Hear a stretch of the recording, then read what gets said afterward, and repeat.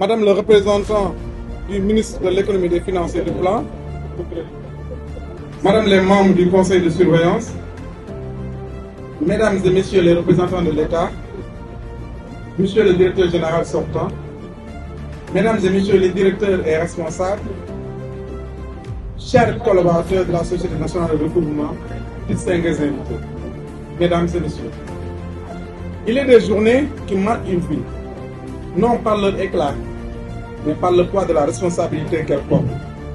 Ce matin est de celle-là. C'est avec une profonde émotion, une grande humilité et une pleine conscience de la mission qui m'est confiée que je prends la parole devant vous. Une passation de service n'est pas un simple acte de protocole. C'est le moment où une responsabilité est transmise, où une confiance est accordée et où un engagement est pris.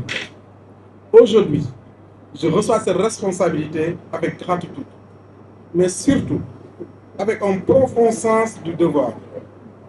Je vais exprimer ma reconnaissance à son Excellence le Président Bassirou Diomaye Diakhar Faye pour la confiance qu'il a bien voulu placer à ma personne en me nommant à la tête de la Société nationale de recouvrement.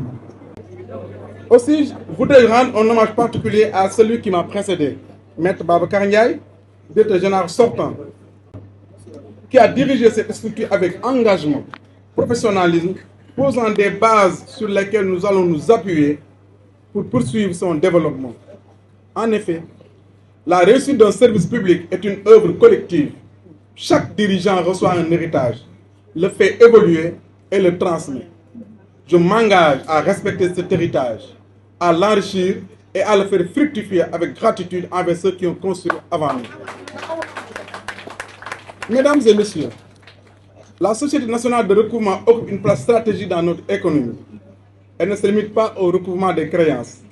Elle participe à l'assainissement du système financier, à la restauration de la confiance économique, à la protection des ressources publiques et à la préservation de la stabilité financière.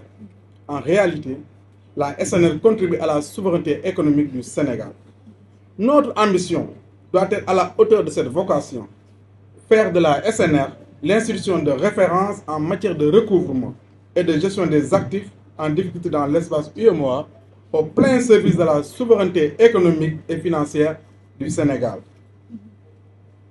Le temps est venu de transformer durablement chaque engagement en résultat mesurable au service des Sénégalaises et des Sénégalais.